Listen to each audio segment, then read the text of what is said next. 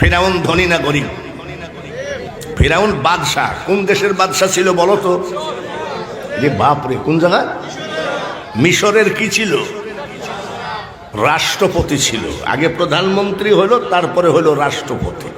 ফিরাউন মা বাপ মারা গেল। মা বাপ মারা গেলে কি হয়? এতিম। এইবার ফিরাউন এতিম হয়ে গেল।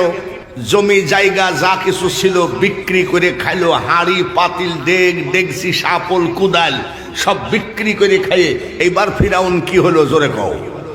দেউলিয়া। কি হলো? কিন্তু ফিরাউন এত বড় সত্যবাদী, ভাই আমাকে 2000 টাকা দেন তো, আগামী সপ্তাহে দিব। ও জীবনে আর ওর সাথে দেখা দিবে না। এক দোকান থেকে বলে আমাকে 10 কেজি আটা দেন, কালকে সকালে এসে দিয়ে যাব। জীবনে আর ওই দোকানের পাশ দিয়ে যাবে না। ফিরাউন চরিত্র ভালো না খারাপ?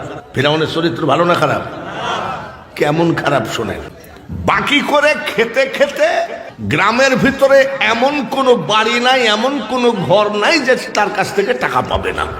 পাওনাদারের ভয়ে ঘরের দরজা খোলা থাকে, খাটের নিচে রান্না করে আর খাটের নিচে খায়। কিসের নিচে? খাটের নিচে।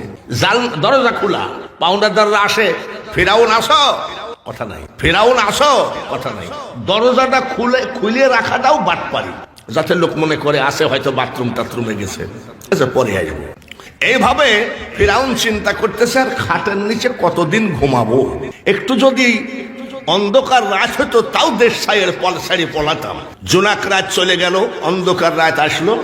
ফিরাউন বাড়ি ঘর ফেলে ফিরে পলায়ে চলে গেল কোথায়? মিশরে। কোথায়? কেন গেল? এখন যেমন সৌদি আরবে খুব একটা টাকা নাই, প্রবাসী ভাইয়েরা যারা আসে, আমেরিকাতে টাকার অভাব নাই। আমেরিকার ধনী রাষ্ট্র, তখন ছিল মিশর ধনী রাষ্ট্র। তাই ফিরাউন মিশরে যায় একা একা, টাকা নাই পয়সা নাই, কি করে কোথায় যায়। হাঁটতে হাঁটতে দেখে এটা কি বাজার? এটা জগন্নাথপুর। হাবিবনগর কোনটা? এটাই হাবিবনগর। জগন্নাথপুর বাজারে ফিরাউনের এক বন্ধুর সাথে দেখা। লোকটার নাম হলো হামান। কি নাম? হামান। আচ্ছা, হঠাৎ করে যদি আপনি আপনার বন্ধুকে দেখেন, কি বলবেন? আরে বন্ধু তুই, এরকম বলে না? কিরে বন্ধু তুই? হামান। হামান বলছে তুই? ফিরাউন বলে বন্ধু রে, আমি আজ 9 দিন পানি খাওয়া, 9 দিন খাবার জুটে নাই। পাওনাদারের ভয়ে খাটের নিচে আর কত ঘুমাবো, পলাই আসলাম। তুই কি জন্য আসছিস? হামান বলে ফিরাউন, তোর যে অবস্থা আমারও সেই অবস্থা। এদিকে হাতে হাত দে। দুই বন্ধু হাতে হাত দিয়ে বলছে ওয়াদা কর, মরলে একসাথে মরবো, বাঁচলে একসাথে বাঁচবো, ওয়াদা করে।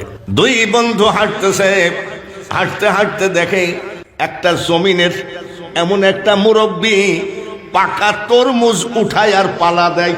ফিরাউন আর হামান তরমুজের দিকে এক নিরিখে তাকায় আছে। তার কারণ কয়েকদিন না খাওয়া, না খাইলে কিন্তু কয়েকদিন খাওয়া নাই, যার জন্য খাবার দিকে চাহিদা।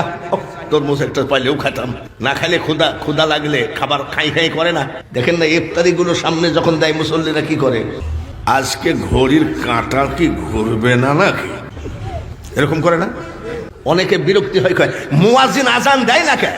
যেই আজান দেয় আল্লাহু আকবার আল্লাহু আকবার, দুই হাত দিয়ে ঢুকায়। আসিস কেন তোরা? আমার কথা যে তোরা বুঝছিস আলহামদুলিল্লাহ। আমিও সিলেটের কথা বুঝি, কিন্তু চিটাগাঙ্গের কথা বুঝি না। চিটাগাঙ্গি ভাষায় যদি কোরআন নাজেল হতো, কাউকে হাফেজ হওয়া লাগতো না, এত কঠিন ভাষা। তরমুজের ক্ষেতের মালিক কয় তোমরা কি তরমুজ খাবা? বলে চাষা দিলে তো খাওয়াই যায়। বড় বড় 2টা তরমুজ দিছে, 5 মিনিটে বসাইছে। জমিনের মালিক কয় এরা কতদিন খায় না, এইভাবে কি তরমুজ খাওয়া যায় নাকি? এই তোমরা কি কামলা দিবা নাকি? বলছে আমরা কামলা খুঁজতেছি চাষা। বলে আমার জমিনে কামলা দিবা, তরমুজগুলো উঠাবা, বাজারে বিক্রি করবা, টাকাটা আমাকে জমা দিবা। মাসিক বেতন, সাপ্তাহিক বেতন না ডেলি হাজিরা নিবা? ফিরাউন কয় চাচা আমাদের ডেলি হাজিরা দিলে আমাদের উপকার হয়। বলে তাই হবে, কিন্তু একটা কথা, চুরি করবা না। ফিরাউন বলে চাচা মানুষ চিনেন না, আমার 14 গোষ্ঠী আউলিয়া। জীবন আমার 14 গোষ্ঠী মিথ্যা বলিনি। চোরের মার এদেশে কয়নি, চোরের মার। বলে বাবা তোমার মতন সুফি মানুষই খুঁজতেছিলাম। দুজন তরমুজের খেতে কামলা দেওয়া শুরু করলো। কামলা দিতে দিতে ডেলি কিছু হাজিরা হয়েছে, টাকা হয়েছে। হামান বলে ফিরাউন এতদিন টাকা ছিল না, তরমুজ খেয়ে খেয়ে থাকছি, চল যাই বাজারে যাই, কিছু রুটি আর গোশত, রুটি আর মাংস খাই। ফিরাউন বলছে তুই যা, আমি যাব না। বলে কেন? রে হামান, যে টাকার জন্যে আমি মাসের পর মাস খাটের নিচে পলায়ে থাকছি, যে টাকার জন্যে 9 দিন পানি খেয়ে খেয়ে দেশ সারছি, আমি তরমুজ খেয়ে মরে গেলেও আমি টাকা খরচ করব না। হামান কয় আমিও যাব না। তরমুজের খেতে কামলা দিতে দিতে মিশরের প্রধানমন্ত্রী, মিশরের বাদশাহ একটা সরকারি চাকরির বিজ্ঞপ্তি দিল। সরকারি গোরস্থানের একটা দারোয়ান লাগবে, বেতন হবে সরকারি, খাওয়া দাওয়া সব সরকারি। সরকারি চাকরির এখন বর্তমানে দাম আছে কি নাই? আছে মানে কি? চাকরির বিজ্ঞপ্তিটা পেল, ফিরাউন যাই পরীক্ষা দিল, ইন্টারভিউ দিল। মিশরের প্রধানমন্ত্রী মানে মিশরের বাদশাহ বলতেছে এই মানুষটা বেশ শরীর স্বাস্থ্য ভালো আছে, এই মানুষটাকে চাকরিটা দিয়ে দিলাম, সরকারি চাকরি। ফিরাউন বলে হামান দেখ, কপাল খুলতে দেরি লাগে না, সরকারি চাকরি। তাড়াতাড়ি গিয়ে গোরস্থানে চাকরিতে জয়েন করলো। আপনাদের গোরস্থানটা কোন দিক? লাশ আসে, ফিরাউন কথা বলে না। লাশ আসে, এই দারোয়ান দরজা খুলো। বলে দরজা খোলা নিষেধ। বলে কেন? মিশরের বাদশাহ আইন করেছে লাশ প্রতি 1 টাকা দেওয়া লাগবে। সর্বনাশ, 1 টাকা নেও, 1 টাকা নেয় তারপরে লাশ ছাড়ে। কত বড় বাটপার গো, লাশের উপরেও চান্দাবাজি। তাই বলেছিলাম এ দুনিয়া দেখতে সুন্দর গো মানুষ, শুধু মায়ার ঘর। আইসো একা যাইবা একা, কিসের অহংকার রে বলো। এসব বাদ দাও। দেলোয়ার হোসেন সাঈদীকে যে ব্যারিস্টার ফাঁসির রায় দিয়েছিল, সেই ব্যারিস্টার 47 লক্ষ টাকা নিয়ে ভারতে পলাচ্ছিল। ভারতের দালালরা 47 লক্ষ টাকা নিয়ে কেড়ে নিয়ে ওকে মাইরে কলার পাতার উপরে শুয়ায় রাখছিল। জোরে বলেন ঠিক কিনা? ফেসবুক সাক্ষী, আমি দেখি নাই, আমি ফেসবুকে দেখছি। 1 টাকা করে নেয়, লাশ ছাড়ে। হঠাৎ করে মিশরে মহামারী নেমে গেল, কলেরা, বসন্ত, হাজার হাজার মানুষ মারা গেল। তাই বলে করোনা ভাইরাসের মতন এত ফালতু জিনিস না। কলেরা, বসন্ত এনারা জানে, আমরা জানি। এক টাইমে কলেরা, বসন্ত আসলে গ্রাম সব সাপ। এইবার লাশ আসে, ফিরাউন মুখ ফিরায় না। এই দরজা খুলো। বলে এটা সাধারণ মরা না মহামারীতে মরা? বলে মহামারীতে মরা। সরকার আইন করেছে কলেরা বসন্তে মরলে 2 টাকা। কলেরা বসন্তে মরলে? কত বড় বাটপার চান্দাবাজ। এইভাবে টাকা কামাইতে কামাইতে সরকারি বেতন তো আছেই, 2 বস্তা টাকা হয়ে গেল। তখন খুচরা টাকার লেনদেন বেশি। রাত্রে ডাক দিয়ে কয় হামান রে, যে টাকার জন্য আমি পলাই আসছি, তুই পলাই আসছিস। আজ আমাদের টাকার অভাব নাই, তুই 1 বস্তা নিয়ে ঘুমা, আমি 1 বস্তা নিয়ে ঘুমাই। 2 বন্ধু 2 বস্তা টাকা নিয়ে ঘুমাই আছে। সকাল বেলায় ঘুম থেকে উঠে বলছে হামান তুই থাক, আমি একটু বেড়ায় আসি, কাজ আছে। বলে কোথায়? আমি বাদশার সাথে দেখা করে আসি। হামান কয় এই বাদশা কি তোর সাথে দেখা করবে নাকি? বলে কেন? আমি যে সরকারি চাকুরিজীবী। বলে তুই তো দারোয়ান। বলে দারোয়ান হলে হবে কি, আমি সরকারি মানুষ তো। বলে আমাকে সঙ্গে করে নিয়ে যা ভাই, তোর ওসিলায় বাদশার মুখটা আমিও দেখবো। বাদশার সামনে গিয়ে দাঁড়ালো। বাদশাহ জিজ্ঞাসা করছে তুমি ওই যে দারোয়ান না? বলে হ্যাঁ। কেন আসছে? বলে জাহাপানা আমার টাকার অগণিত টাকা, টাকা রাখার জায়গা নাই। বাদশাহ কই আমি হলাম বাদশাহ, হলো দারোয়ান, আমার সামনে টাকার গল্প দেয়। এই লোকটার মাথার ব্রেন খারাপ। কত টাকা আছে? 2 বস্তা। এত টাকা কোথায় পেয়েছো? বলে জাহাপানা সরকারি বেতন 1 টাকাও খরচ করি নাই। প্রথম যেদিন জয়েন করলাম সেদিন থেকে 1 টাকা করে লাশ প্রতি নিলাম। লাশপতি বলে হ। এই যে মহামারী গেল, লাশ প্রতি 2 টাকা নিলাম। বলে সি সি সি সি, কোন জাইতি দারোয়ান যে লাশের উপরেও চান্দা খায়? এরকম তো সিটার বাংলাদেশে নাই। আচ্ছা ঠিক আছে, তুমি যেভাবেই হোক সিটারি বাটপারি করে টাকা কামাইছো, তা আমার কাছে গল্প দিচ্ছ কেন? বলে জাহাপানা এই মিশরের মাটিতে এমনও মানুষ আছে 10 বছর জমিনের খাজনা দিতে পারে নাই, জমিনের ট্যাক্স দিতে পারে নাই, জমিনগুলো সরকারি হয়ে যাচ্ছে, আপনি যদি অনুমতি দেন আমি আমার টাকা দিয়ে সব গরিবদের জমিনের খাজনাগুলো দিয়ে দিতে চাই। বাদশাহ কই ব্যাপার কি, চোর হইলেও ইমান আছে, যাও দেওগা। চারিদিকে জানাইয়ে দিল তোমরা জমির ট্যাক্স খাজনা দলিল পত্র নিয়ে গোরস্থানে হাজির হও। ফিরাউন সব ট্যাক্স খাজনা দিয়ে দিবে। গরিব এমন সুযোগ পেলে যাবে কি যাবে না? গরিবরা আসলো, 2 বস্তা টাকা খরচ করে গরিবদের খাজনাগুলো দিয়ে দিল, বস্তা খালি। হামান বলছে আমি তোমার সাথে থাকবো না ভাই। কেন? বলে তুমি একটা ফালতু লোক, এত কষ্টের টাকা আর এত সিটারি বাটপারি করা টাকা, যে তুমি গরিবদের এত তোমার ভালোবাসার কি দরকার? তোর সাথে থাকবো না। বলে হামান কয়েকদিন থেকে যা। থাকবো না, কয়েকদিন থাক, টাকা দিয়ে টাকা ধরবো। বলছে এই পাগলাই, তোর তো টাকাই নাই, তুই টাকা দিয়ে টাকা ধরবি কেমনে?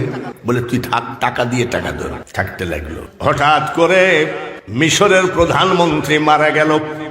রাষ্ট্রপতি সঙ্গে সঙ্গে নির্বাচন দিয়ে দিল। ফিরাউন মিশরের প্রধানমন্ত্রী পদে প্রতীক নিয়ে দাঁড়িয়ে গেল। হামান কয় তুই কি মেম্বরে পাশ করতে পারবি না?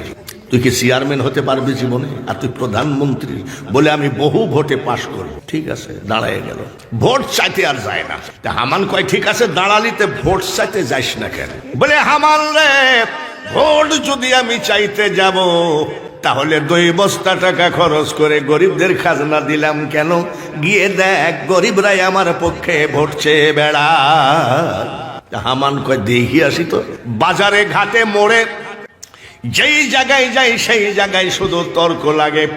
আমাদের বাপ দাদার সম্পত্তি জমি জায়গা সব সরকারি হয়ে যাচ্ছিল, ফিরাউন আমাদের বাঁচাইছে, ফিরাউনকে ছাড়া আমরা কাউকে ভোট দেব না।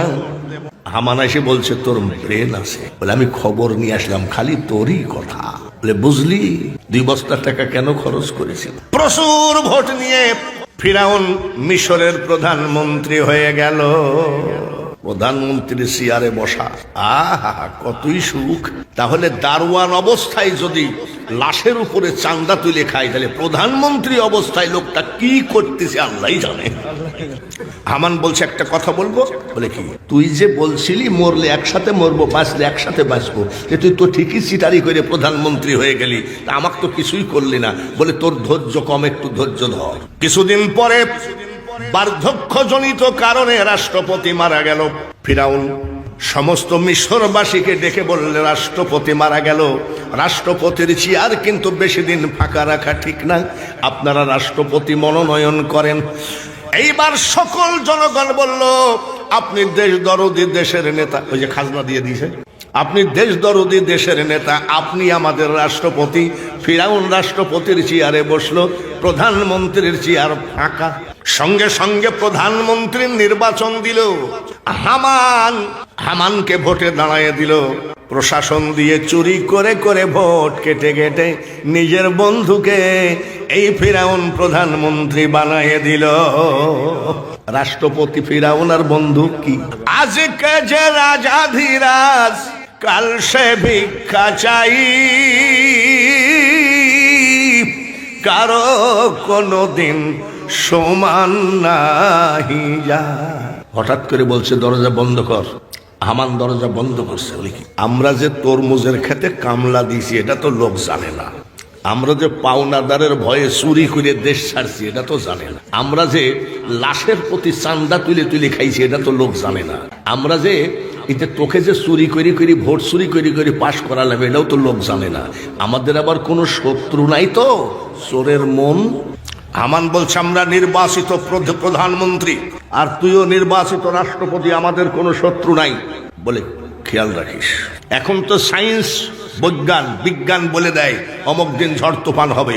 তখন সায়েন্স বিজ্ঞান ছিল না, ছিল কিছু পোষা জাদুকর, জ্যোতিষ, গণক। সরকারি জ্যোতিষ ছিল 450।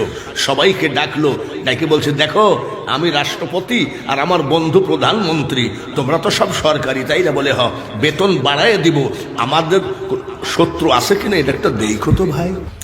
জ্যোতিষরা গণনা পড়না করে দরবারে হাজির। জাহাপানা আপনাদের রাজত্ব বেশি দিন নাই। ফিরাউন কয় রাজত্ব তোর বাপের নাকি? হামান কয় জ্যোতিষরা বলতে পারে, চুপ থাক। কি হয়েছে? জাহাপানা মুসা নামে একটা ছেলে জন্ম হবে। এই মুসার হাতে আপনাদের রাষ্ট্র তো দূরের কথা, আপনাদের জীবনও যাবে।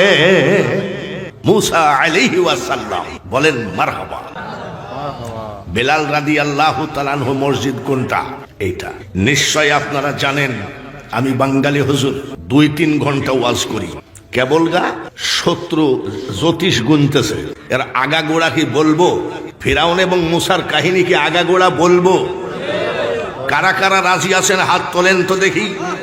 আজ আমরা ফিরাউন আর মুসা আলাইহি ওয়াসাল্লাম আর হামানের সমস্ত কাহিনী শুনেই এখান থেকে উঠবো।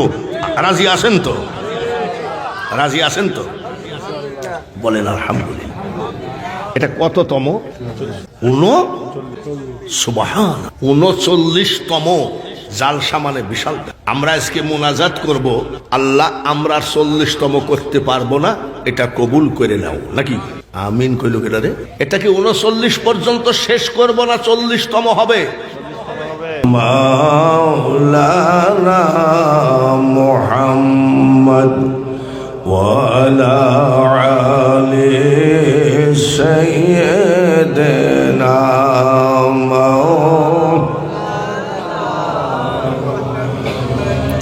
যেথায় থাকো, যে অবস্থায় থাকো, নবীজিকে ভুইল না। নবীজিকে না ভুলিলে নবী তোমায় ভুলবেন না। আল্লাহুম্মা সাল্লি আলা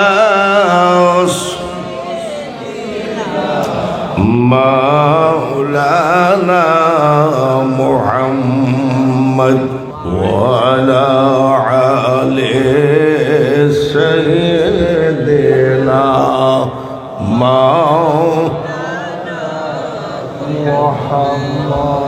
মুনাজাত করি। আল্লাহুম্মা আমিন।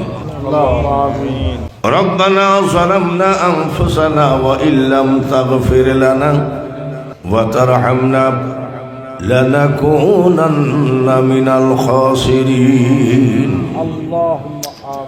রব্বানা তাকাব্বাল মিন্না ইন্নাকা আনতাস সামিউল আলিম ওয়া তুব আলাইনা إنك أنت التواب الرحيم رب ارحمهما كما ربياني صغيرا উলামায়ে কেরাম, মাই মুরব্বী, যুবক, মাসুম বাচ্চা, মক্কা মদিনা জিয়ারতকারী হাজী ভাইদেরকে নিয়ে জান্নাতের বাগানে বসে তোমার হাবিবের প্রতি দুরূদ শরীফ পাঠ করেছি।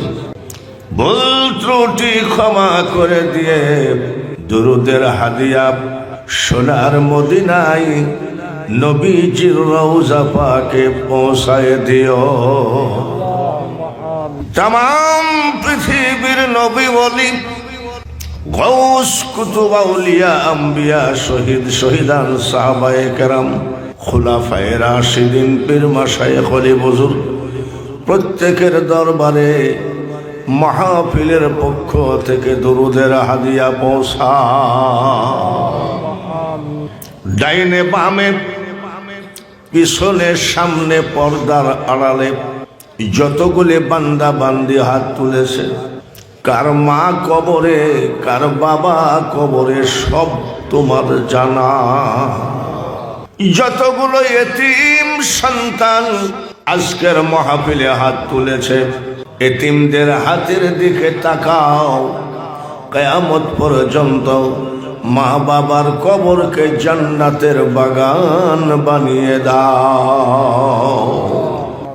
সাল্লাল্লাহু তাআলা আলা খায়রি খালকিহি মুহাম্মাদিন ওয়া আলা আলিহি ওয়া আসহাবিহি আজমাইন وارحمنا معهم لا إله إلا الله محمد رسول الله لا إله إلا الله لا إله সবাই লা ইলাহা ইল্লাল্লাহ লা ইলাহা ইল্লাল্লাহ লা ইলাহা ইল্লাল্লাহ মুহাম্মাদুর রাসূলুল্লাহ সবাই বলি সাল্লাল্লাহু আলাইহি ওয়াসাল্লাম। মাইকটা কোথায় যেন একটু ডিস্টার্ব করতেছে, খেয়াল করেন। হাবিবনগর হযরত বেলাল রাদিয়াল্লাহু তাআলা আনহু জামে মসজিদের উদ্যোগে ইসলামী সুন্নি মহাসম্মেলন 39তম সভাপতিত্ব করছেন জনাব মোহাম্মদ আমির আলী সাহেব, সভাপতি অত্র জামে মসজিদ।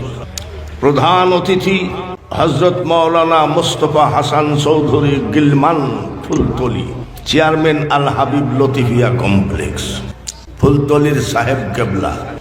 তিনি রাস্তায় জামে পড়েছেন। আমরা দোয়া করি আল্লাহর ওলিকে তাড়াতাড়ি আমাদের ভিতরে আল্লাহ হাজির করুন, সবাই বলি আমিন। প্রধান বক্তা আমি, তারপরে বক্তা হযরত মাওলানা আজমল হুসাইন জামি, হযরত মাওলানা মুফতি বদরউদ্দিন আলামিন, হযরত মাওলানা হাফিজ ইসমাইল খান, হযরত মাওলানা ইয়াহইয়া আলী, হযরত মাওলানা কবির আহমদ।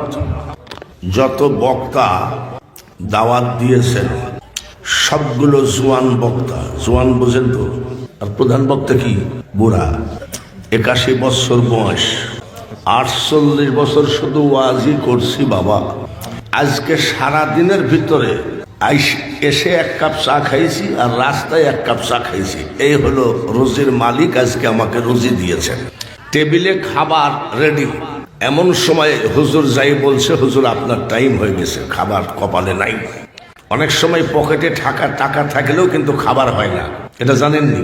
হয়তো হোটেল পাচ্ছি না, হোটেল পাচ্ছি তো জামে পড়ছি। আমি যে কষ্ট করে আসছি কুষ্টিয়া থেকে 650 কিলো দূরে, এ কষ্টের কথা বর্ণনা মাইকে করলে হবে না, মসজিদের ভিতরে বসে চুপি চাপি বলতে হবে যে আমার এই কষ্ট। এত খারাপ রাস্তা, আর আজকাল এত জ্যাম বাদে। যাই হোক, সহি সালামতে আল্লাহ পাক হাজির করেছেন। আপনারা কি খুশি? বুড়া বক্তা খুশি আছেননি? খুশি কিন্তু দুই রকম। একটা হলো মুখের খুশি আর একটা অন্তরের খুশি। আমি এই সিলেটের মাটিতে সর্বপ্রথম ফুলতলির বড় সাহেব জাদা, ওনার সাথে মাহফিল ছিল, আপনারা হয়তো শুনবেন, ভাদেশ্বর, গোলাপনগর ভাদেশ্বর, সে বিশাল মাদ্রাসা। তখন থেকে এসে দেখি ফুলতলির ভাইয়েরা দেখা হলে কয়, হুজুর আসসালামু আলাইকুম, ভালো আছেন? আমাদের ওখানে আবার চরমোনার মুরিদ বেশি। চরমোনায় নাম শোনেননি মনে হয়? নাম শুনছেননি? উনি বলছেন ইয়াজিদ রহমতুল্লাহ আলাইহে 100 রাকাত নামাজ আদায় করতেন। উনি বলেছেন ইয়াজিদ রহমতুল্লাহ আলাইহে কোরআনে হাফেজ ছিলেন। উনি বলেছিলেন ইয়াজিদ রহমতুল্লাহ আলাইহের কোনো দোষ ছিল না, তাহলে দোষ ছিল হুসাইনের। মানে ওনার কথা মোতাবেক বোঝায়। জোরে বলেন নাউজুবিল্লাহ। তো ওনারা ভক্তরা দেখা হলে রাস্তাঘাটে কয় আসসালামু আলাইকুম। আপনারা মনের খুশি, অন্তর থেকে খুশি? কথাটা 1 নম্বর না 2 নম্বর? 1 নম্বর লোক পাওয়াই মুশকিল। শেখ হাসিনার আমলে নির্বাচন দিল, আমি মসজিদের ভিতরে জুম্মার দিনে বসে আছি, এক লোক 2000 টাকা একজনের পকেটে দিয়ে বলছে ইগল মার্কায় ভোট দিবি। কি মার্কা? 2000 টাকা পকেটে থুয়ে বলছে আল্লাহর ঘর সাক্ষী, খোদার কসম, ইগল ছাড়া কাউকে ভোট দিব না। লোকটা যেই মসজিদের বারান্দায় আসছে, আওয়ামী লীগ দিয়েছে 5000, বলছে ভোট যেন নড়াচড়া না হয়, নৌকায় ছাড়া ভোট দিবি না। 5000 টাকা পকেটে রেখে বলছে মসজিদের দেওয়ালে হাত দিয়ে বলছে খোদার কসম ভোট আওয়ামী লীগের। তখন আমি ভাবলাম এই লোকটা যদি মসজিদের ভিতরে এক ভোট দুইবার বেচে তাহলে চার দোকানে জানি কি করে। তো আপনারা যে আমি আসাতে খুশি, 1 নম্বর না 2 নম্বর? 1 নম্বর যদি হয় সামনের দিকে 1 হাত করে আগায় আসতে হবে, পারবেন নি? তাহলে মনে করব 1 নম্বর ভালোবাসা। আর যদি না আগান তাহলে মনে করব ভোট বেচা লোকের এখানেও অভাব নাই। না, সব 1 নম্বর।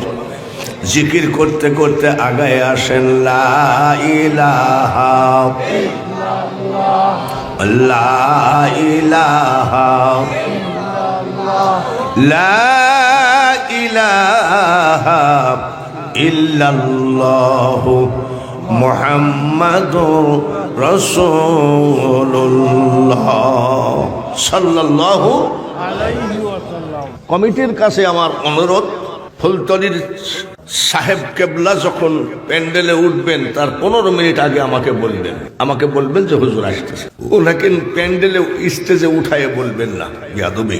কুষ্টিয়া থেকে যে প্রধান বক্তাকে হাজির করেছেন, যদিও অসুস্থ, তারপরে ওয়াজ শুরু করছে। হিন্দু, মুসলমান, বৌদ্ধ, খ্রিস্টান, ইহুদি, নাসারা, ডোম, চাড়াল, মুসি, মেথর, বহু জাতি পৃথিবীতে আছে। জোরে বলেন ঠিক কিনা? যতই জাতি থাক, আল্লাহর কাছে শ্রেষ্ঠ জাতি হলো মুসলমান। ঠিক বেঠিক বলার দরকার নাই। আপনি আমি ঠিক বললেও ঠিক, বেঠিক বললেও ঠিক। তার কারণ আল্লাহ তাআলা বলেছেন হাক্কা তুকাতিহি ওয়ালা তামুতুন্না ইল্লা ওয়া আনতুম মুসলিমুন। কথাটা কার? তাহলে আল্লাহর মুখ দিয়ে মুসলিমুন বের হয়েছে। কোন পাদরি, গোসাই, ঠাকুরের কথা আমাদের দরকার নাই। রবীন্দ্রনাথ, জগন্নাথ, তারকনাথ, ভোলানাথ কি বলল সেটা দরকার নাই। আমার আল্লাহ বলেছেন, আল্লাহর কথা মোতাবেক আমরা মুসলমান জাতি আমার মওলার কাছে শ্রেষ্ঠ। সব জাতিরই ধর্ম আছে, যে যত যাই ধর্ম করুক, আমার মওলার কাছে ইসলাম ধর্ম শ্রেষ্ঠ ধর্ম। ইন্নাদ দীনা ইনদাল্লাহিল, বলুন আলহামদুলিল্লাহ। জাতি আমরা শ্রেষ্ঠ, বলুন আলহামদুলিল্লাহ। ধর্ম আমাদের শ্রেষ্ঠ, বলুন আলহামদুলিল্লাহ। সব জাতিরই কিতাব আছে, আমাদেরও কিতাব আছে। ওদের কিতাব পায়খানায় বসে পড়লেও গুনাহ হবে না, আর বিনা ওযুতে টাচ করা যাবে না। কাদের কিতাব? বলুন কিতাবটার নাম কি? বাল হুয়া কুরআনুম মাজিদুন ফি লাওহিম মাহফুজ। বিনা ওযুতে টাচ করা যাবে না। আর ওদের কিতাব বাথরুমে বসে পড়লেও গুনাহ নাই। আমরা যে কোরআন শরীফটা পড়ি, রিয়াল চিনেন নি? রিয়াল যদি পড়ে থাকে কেউ পা দিয়ে দাঁড়াতে পারবেন? কেন? এই রিয়াল যতই কমা কাঠ দিয়ে বানানো হোক না কেন, আমাদের কিতাবের সাথে টাচ খেয়েছে। সুবহানাল্লাহ। এই রিয়াল আমাদের কিতাবের সাথে টাচ খেয়ে পবিত্র হয়ে গেছে। আশেপাশে কোনো গোরস্থান আসেনি? কোথায়? মসজিদের পাশেই। সব জাতিকে ডাকেন, তোদের কিতাব লিয়াই। আমাদের হাবিবনগর গোরস্থানে তোদের কিতাবগুলো 1 মাস ব্যাপী খতম কর। যত টাকা নিবি আমরা দিব, যা খেতে চাবি খাওয়াবো। 1 মাস ব্যাপী যদি সব জাতির কিতাবগুলো হাবিবনগর গোরস্থানে খতম পড়ে, হাবিবনগরের গোরস্থানবাসী নেকি পাবে কয়টা? জোরে কোন? আর আমাদের যে কিতাব খতম পড়া লাগবে না, খালি ঢুকেন আসসালামু আলাইকুম ইয়া আহলাল বিসমিল্লাহির রহমানির রহিম। নেকি শুরু হয়ে গেছে। অক্ষরে একটা অক্ষরে কয়টা? মারহাবা কর। আলিফ লাম মিম। আলিফ লাম মিম 3টা অক্ষর পড়ছি। গোরস্থানবাসী নেকি পাইছে কয়টা? 30টা। বলেন আলহামদুলিল্লাহ। কুষ্টিয়ার প্রধান বক্তার কাছ থেকে আমরা বুঝে নিলাম, জাতি আমরা শ্রেষ্ঠ, ধর্ম আমাদের শ্রেষ্ঠ, কিতাবও আমাদের। যে নবীজি জবালে নূর পাহাড়ের গুহার ভিতরে বসে থেকে থেকে ওহদের যুদ্ধে দাঁত ভাঙলেন, তায়েফে মার খাইলেন, আমির হামজা নবীজির আপন চাচা কলিজা চিবায়ে ফেলাইয়ে দিল কাফের বেঈমানরা। যে নবীজি এত কষ্টের বিনিময়ে কুরআন শরীফটা আমাদের হাতে দিয়ে গেলেন, জাতি যদি শ্রেষ্ঠ হয়, ধর্ম যদি শ্রেষ্ঠ হয়, কিতাব যদি শ্রেষ্ঠ হয়, আমাদের নবীটা কেমন? জোরে কোন, সন্দেহ নাই তো? শ্রেষ্ঠ শ্রেষ্ঠ বলেন আলহামদুলিল্লাহ। তাহলে আমাদের নবীও শ্রেষ্ঠ।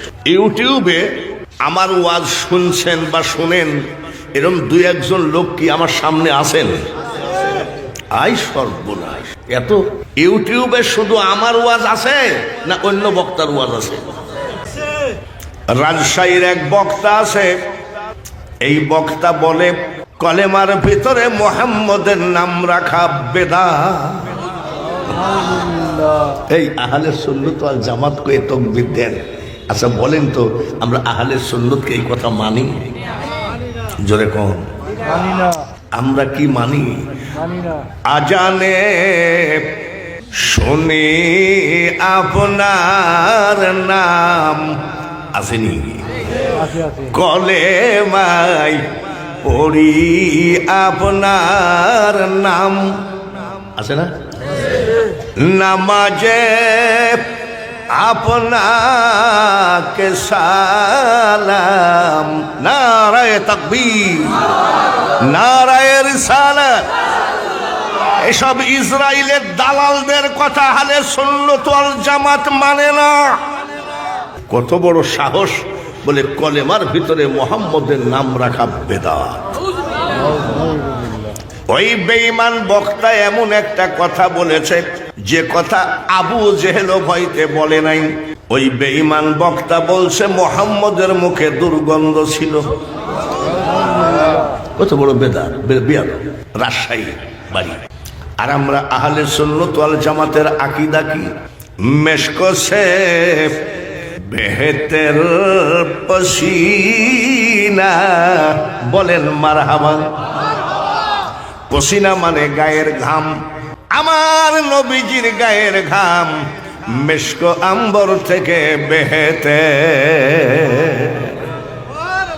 আমার নবীজি যে রাস্তায় যাইতেন 30 মিনিট মানে আধা ঘন্টা পর্যন্ত ওই রাস্তা দিয়ে মেশক আম্বরের ঘ্রাণ পাওয়া যেত।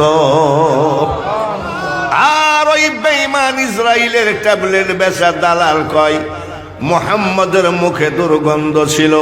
আমরা মুহাম্মদ বলার সাথে সাথে বলি সাল্লাল্লাহু, আরো এমন ভাবে মুহাম্মদ বলে মনে হয় ওর বাপের ছোট ভাই, আর না হয় ওর ছোট ভাই এমন হবে। নাউজুবিল্লাহ। কোন নবীজির মানলাম কি? মা আমিনা গোসলখানা থেকে বের হলেন, নবীজির দাদি ঢুকলেন গোসলখানায়।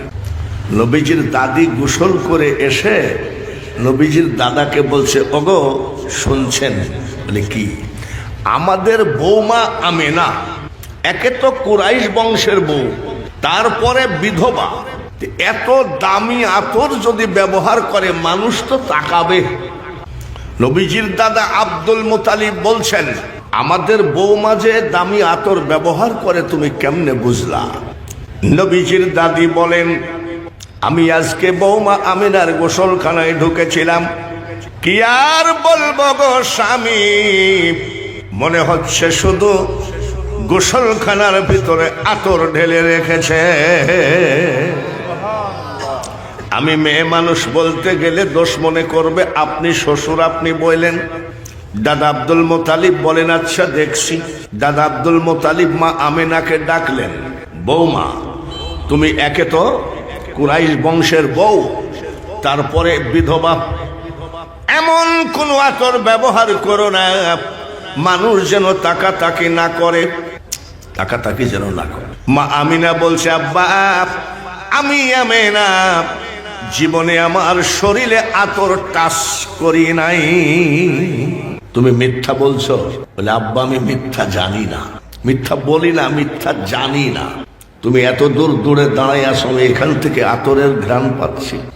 তাহলে আব্বা শোনেন, যেদিন থেকে আমার পেটে বাচ্চা প্রবেশ করেছে ওই দিন থেকে গো আব্বা আমার শুধু গোসলখানা নয়, আমার ড্রয়িং রুম, আমার রান্নাঘর, আমার বেডরুম, আমার লেপ্তসুখ, এমন কি গো আব্বা আমি আমিনার লোমের গুড়াই গুড়াই জান্নাতি আতরের ঘ্রাণ আমি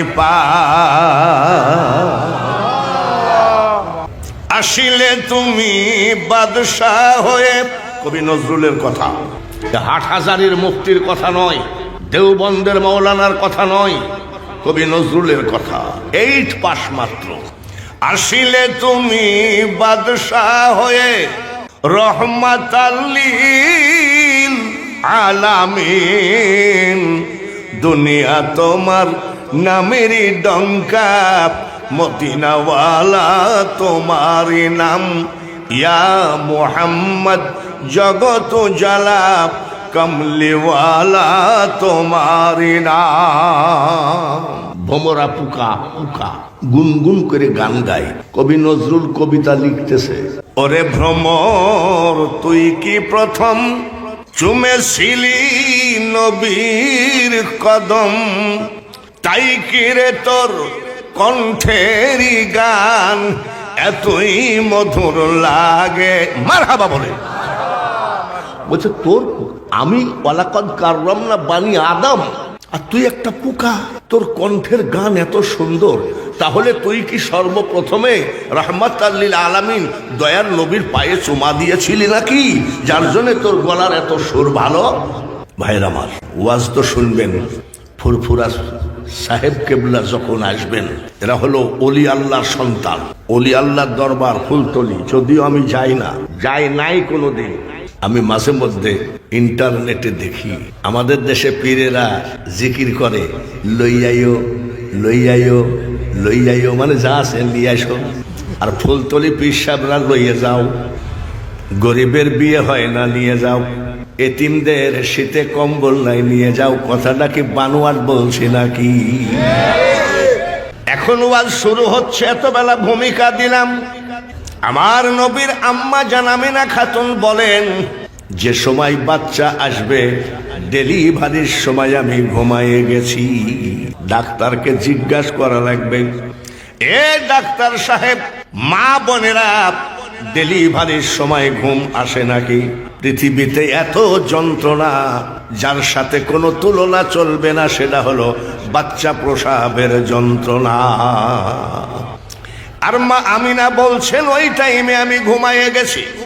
হঠাৎ করে চোখটা খুলে দেখি আমার সিতানার ডান পাশে একজন সুন্দরী মহিলা দাঁড়ানো, আমার সিতানার বাম পাশে একজন সুন্দর মহিলা দাঁড়ানো। আমি ডান পাশের মেয়েটাকে জিজ্ঞাসা করলাম, আপনি কে গো?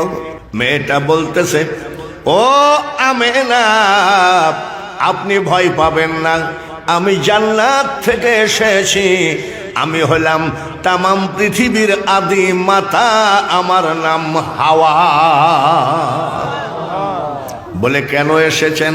মা হাওয়া আলাইহিস সালাম বলছে একটা খবর দিতে। বলে, খবরটা কি? আমেনা, কিছুক্ষণের ভিতরে আল্লাহ তোমার কোলে একটা বাচ্চা দেবে। এই বাচ্চা হবে আখিরি পয়গম্বর, আর ওর নাম হবে মুহাম্মদ। যেসব ভাইয়েরা বলেন, অনেক মসজিদের ইমামও বলে, অনেক মুফতি মুহাদ্দিস বলে মুহাম্মদ যা আমিও তা, তোমার মাকে কি স্বপ্নে দেখাইছে নাকি? আমার বাম পাশের সিতানার মেয়েটাকে জিজ্ঞাসা করলাম, আপনি কে? মেয়েটা মুস্কি হাসি দিয়ে কয়, আমি না গো, আমি হলাম পৃথিবীর একজন অসহায়া নারী। বলে, নিজেকে অসহায়া বলেন কেন? আমি না, আল্লাহ তাআলা আমাকে সন্তান দিয়েছেন, স্বামী দেন নাই। মেয়েটার নাম কি? মা মরিয়ম বলে, কেন এসেছেন? বলে, দুইটা খবর দিতে। মা হাওয়া আলাইহিস সালাম দিয়েছে কয়টা খবর, আর ইনি কয়টা দেবে? এক নম্বর খবর গো আমেনা, এখনই আল্লাহ তাআলা আপনার কোলে একটা বাচ্চা দেবেন, এই বাচ্চার নাম রাখবেন মুহাম্মদ, এটা হলো আখিরি পয়গম্বর। দুই নম্বর খবর গো আমেনা, এই বাচ্চাকে যারা হৃদয় দিয়ে, মন দিয়ে, কলিজা দিয়ে ভালোবাসবে, তাদের জন্য জাহান্নামের আগুন হারাম হয়ে যায়। মানুষ বানাইছে আল্লাহ প্রেমের কারণে, প্রেমের ডোরি বান্ধ নবীজির শোনে।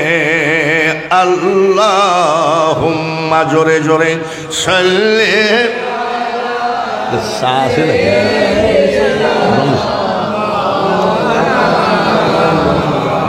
ওয়ালা আলি সাইয়্যিদিনা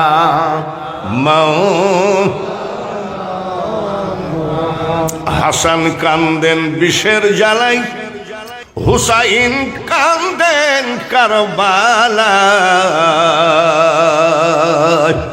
জয়নাল আবেদিন কান্দেন এজিদের জেলখানায়।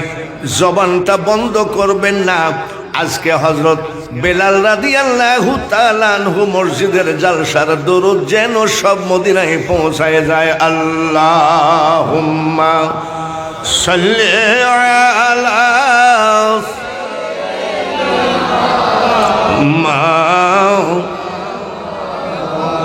ওয়ালা আলি সাইয়্যিদিনা।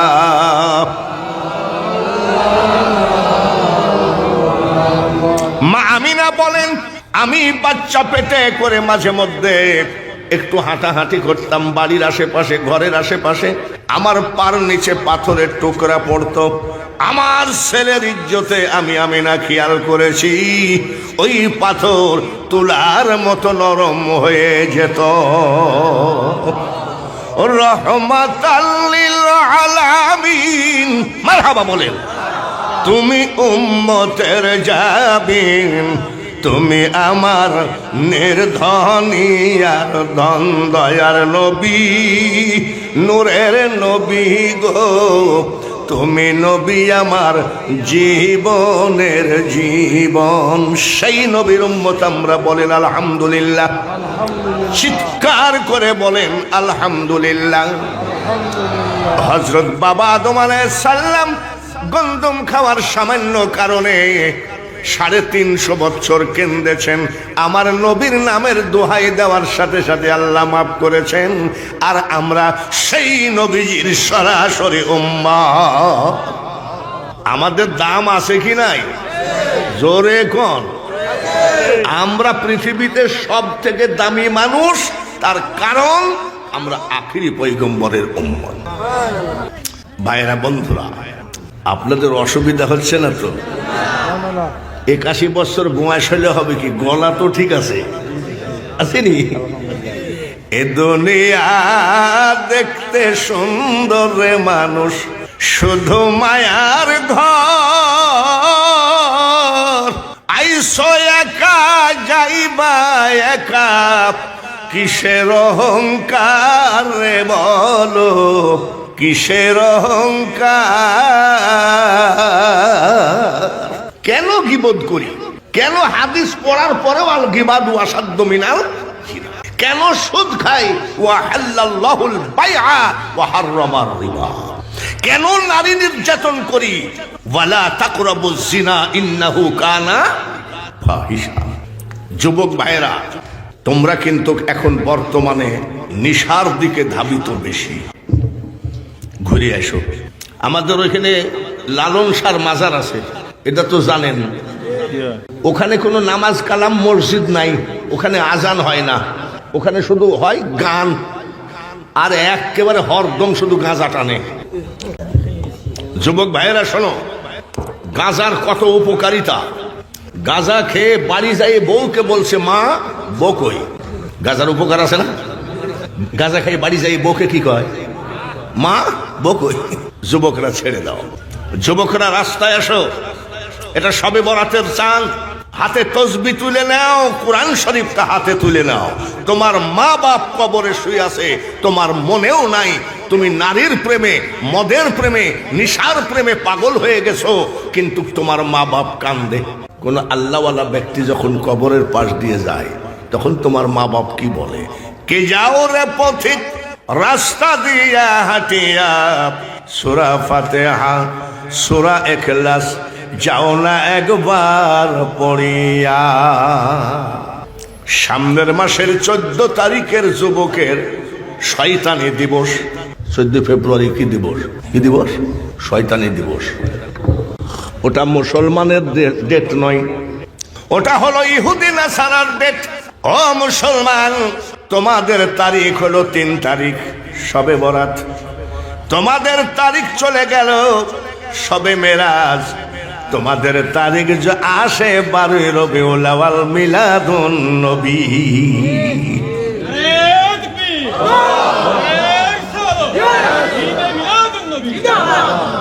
এইগুলো ডেট পালন করো। ভালোবাসা দিবস পালন করে আবার জাহান্নামের পার্মানেন্ট কাস্টমার হয়েও না। মাইক একদম মাইক কনকনা মাইক, মাইক খেলার জন্য দোয়া করি। বাবা 48 বছর ওয়াজের ভিতরে ভারতে ওয়াজ করেছি 26 বছর। মাইকে এরকম করলে আমরা টের পাই মাইক ভালো। এখানে মাইকের ওয়াজ করতে আসি নাই, আসছি আমার দয়ার নবীর ওয়াজ করতে। এখানে রাজনীতি করতে আসি নাই, আসছি আল্লাহর ওলি ফুলতলি সাহেব কেবলার চেহারা দেখলে 1000 বছরের বেরিয়া ইবাদতের থেকে অতি উত্তম। এটা কে বলেছেন? মাওলানা জালালউদ্দিন রুমি রহমতুল্লাহ আলাইহি বলেছেন। এক জামানা, জানেননি? এক জামানা সোহবতে বা আউলিয়া। আসেন সবাই দলে দলে, 4 দোকান ছেড়ে দেন, মাহফিলে বসে। এখানে ওখানে দাঁড়িয়ে আছেন, মাহফিলে বসেন। আরে বাবা, আতরের দোকানে বসলেও আপনি যদি আতর নাও মাখেন, বাড়ি গেলে ছেলেরা বলবে, আব্বু তুমি কি আতর মেখেছ? বলে না, আমি আতরের দোকানে বসেছিলাম। এখানে জান্নাতের বাগান ফেলায়ে আপনি বাজারে বসে থাকলে তাহলে তো আপনি নাকি পাবে। ওরা যদি নেকি পায় তাহলে ওরাই পাক, আমরা চলেন যাই, সবাই 4 দোকানে যাই। তাড়াতাড়ি সবাইকে দাওয়াত দিলাম। আমি মুসাফির, 650 কিলোমিটার রাস্তা। মুসাফিরের দোয়া কবুল হয় কি হয় না? এটা জানেননি? 100% কোনো সন্দেহ নেই। মুসাফির হিসাবে আল্লাহ তাআলা যখন এনেছেন হাবিবনগর মাহফিলের সমস্ত মানুষগুলার জন্য 2টা দোয়া করব। কয়টা? 1 নম্বর দোয়া, আজকের মাহফিল যখন শেষ হয়ে যাবে, আমরা যখন উঠে যার গন্তব্যস্থানে পৌঁছব, আল্লাহর কাছে বলে যাই মুসাফির হালে, আজকের মানুষগুলো যেন একটা গুনাহও বাড়িতে না নিয়ে যায়। সবার গুনার আমল নামাটা যেন আল্লাহ তাআলা 0 বানিয়ে দেয়। একবার চিৎকার করে বলুন আমিন। মুসাফির হালে 2 নম্বর দোয়া আমি করব, আমরা যারা হজ করেছি আলহামদুলিল্লাহ, আর যারা হজ করে নাই, আমি মুসাফির হালে আল্লাহর কাছে বলবো, মাবুদ গো, কাফন পরানোর আগে হজের কাপড় পরায় নিও। আল্লাহ কি পারে নাকি? ক্ষমতা কার? কুলিল্লাহুম্মা মালিকাল মুলক তুতিল মুলকা মান তাশা। কবি নজরুল কি বলেছে জানেন? আজকে যে রাজাধিরাজ, আজকে যে রাজাধিরাজ, কাল সে ভিক্ষা চাই, কারো কোনদিন সমান নাহি যায়। নদীর কুল ভাঙ্গে ও কুল গড়ে রে মানুষ, এই তো নদীর খেলা। সকাল বেলার বাদশা তুমি, ফকির সন্ধ্যা বেলা। বোঝা গেল আমাদের কোনো ক্ষমতা নাই, ক্ষমতা কার?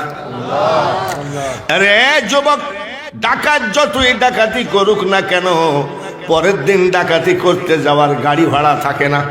আর চোর যতই শুরু করিক না কেন, চোরের বাড়ির ঘরের বেড়া থাকে না। রুজির মালিক কে? আল্লাহু খায়রুর রাযিকিন। রুজির মালিক যদি আল্লাহ হয়, সব গান তো দেখছি এলোমেলো হলো এখন গান। এবছর তো কোনো কারেন্ট যায় নাই কোনো মাহফিলে। লা ইলাহা লা ইলাহা লা ইলাহা। জেনারেটর নাই, আরো জোরে হবে। লা ইলাহা লা ইলাহা লা ইলাহা লা ইলাহা ইল্লাল্লাহ লা ইলাহা ইল্লাল্লাহ লা ইলাহা ইল্লাল্লাহ লা ইলাহা ইল্লাল্লাহ লা ইলাহা ইল্লাল্লাহ মুহাম্মাদুর রাসূলুল্লাহ। আল্লাহুম্মা সাল্লি আলা মাওলানা মুহাম্মদ ওয়া আলা আলি সাইয়্যিদিনা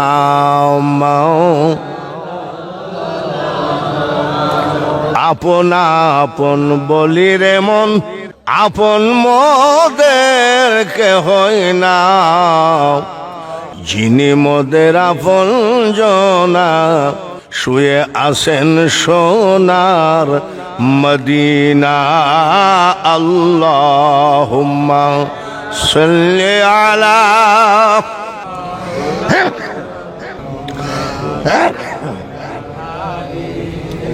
সাইয়্যিদিনা।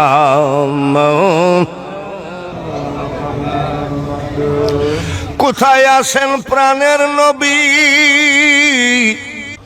আমাদেরকে ছাড়িয়া? কি লাভ হবে আপনি ছাড়া আমরা ধরাই থাকিয়া। আল্লাহুম্মা সবাই সাল্লি আলা মাওলানা ওয়া আলা আলি সাইয়্যিদিনা।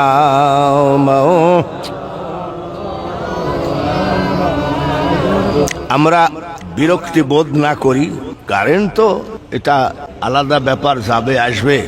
মাহফিলে সবাই বসে যায়, বিরক্তি বোধ না করি।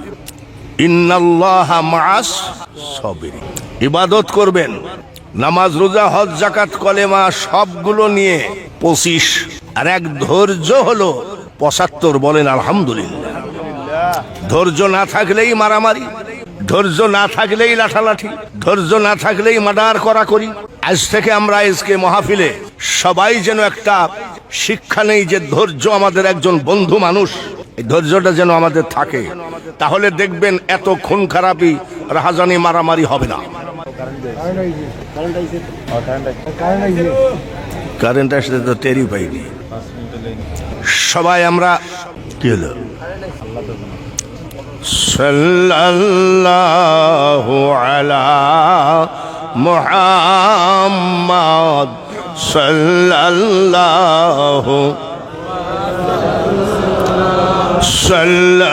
সাল্লাল্লাহু আলা মুহাম্মাদ সাল্লাল্লাহু।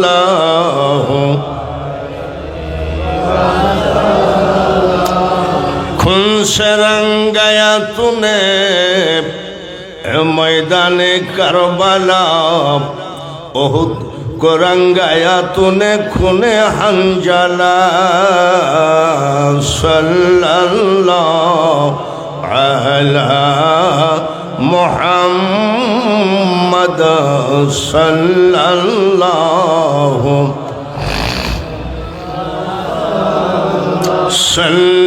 सल्लल्लाहु अला मुहम्मद सल्लल्लाहु। সাহেব কেবলা আসার সাথে সাথে আমি মাইক ছেড়ে দেব। ধৈর্য হবে তো? যত বেলা পর্যন্ত আমি ওয়াজ করব থাকবেন তো? ইনশাআল্লাহ। এক লোকের সাথে এক লোকের কাছে 28,000 টাকা ধার নিছে, চাইছিল 30,000, 28,000 দিয়েছি। তো কবে দিবি? আগামী বুধবার ইনশাল্লাহ। দেয়নি। পরের সপ্তাহে জিজ্ঞাসা করছি কবে দিবি? আগামী শুক্রবার ইনশাল্লাহ। আর 6 মাসের ভিতরে আর ইনশাল্লাহ বাস্তবায়ন হলো না। আমি যত বেলা ওয়াজ করব, কারা কারা থাকবেন না হাত তোলেন। আরে হাসার দরকার কি? ভুল তো মানুষেরই হয়। নারায়ে তাকবীর। এই যুবকেরা বলো